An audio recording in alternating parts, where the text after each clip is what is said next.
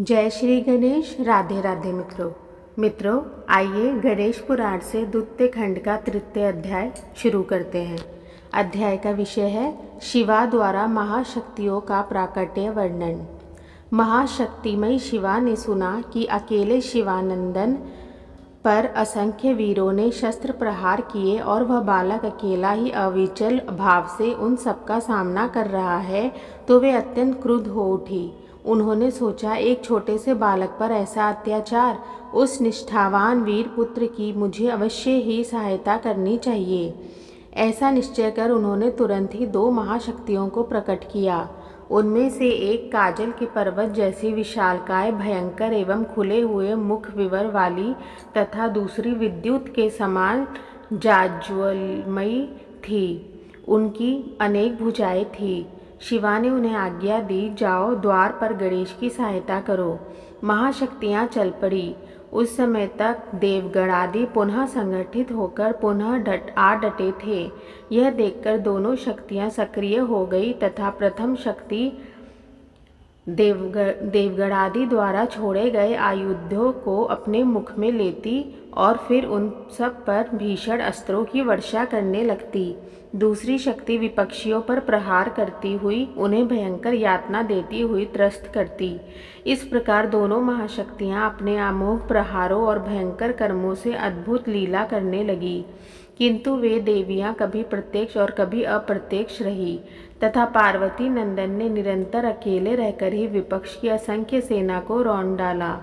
जैसे मंदराचल द्वारा समुद्र का मंथन किया गया था, वैसे ही अकेले शिवापुत्र ने शिवजी की दुस्तर विशाल सेना का मंथन कर डाला। अकेले बालक के हाथ से इंद्रादि सब देवगण एवं शिवगण शत विशत एवं अत्यंत व्याकुल हो गए और परस्पर विचार करने लगे, किम कर्तव्य क्व गंतव्य ज्ञायन्ते दिशो दश परिघं भ्रामय त्यश सव्यापस्व्यमेव च।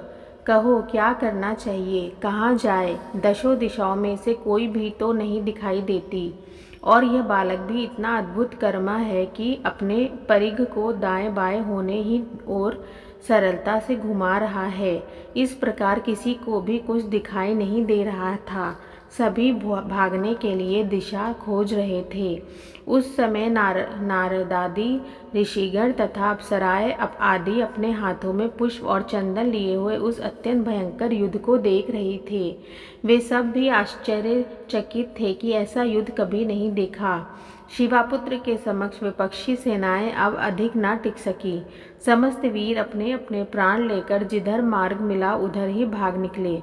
किंतु उस स्थिति में भी स्वामी कार्तिकेय रण क्षेत्र से न हटे। वे धैर्य पूर्वक युद्ध में डटे रहे, किंतु उनके सभी आयुध कट कट कर गिरते जा रहे थे। अंत में अपने समस्त शस्त्र शास्त्रों को निष्फल देखकर उन्होंने भी वहां खड़े रहना निरर्थक समझा और युद्ध क्षेत्र से हट गए। सभी आहत एवं भयभीत देवगण आदि भगवान नीलकंठ की शरण में पहुँचे और उनके चरणों में दंडवत करते हुए बोले, त्रिलोचन सर्वविभूषण रक्षा कीजिए। अब तक अनेकानेक युद्ध हमने देखे, किंतु ऐसा तो कहीं देखा ना सुना कि अकेला बालक ही असंख्य देवगणों प्रमथों और शिवगणों को पराजित कर दे। उसके महान पराक्रम की तो था ही नहीं है। अब आप ही कोई उपाय कीजिए जिससे उस पर विजय प्राप्त की जा सके। मित्रों, इस प्रकार गणेश पुराण से तृतीय अध्याय यहीं पर रोकते हैं। आगे का अध्याय अगले वीडियो में जारी करेंगे। तब तक के लिए राधे राधे।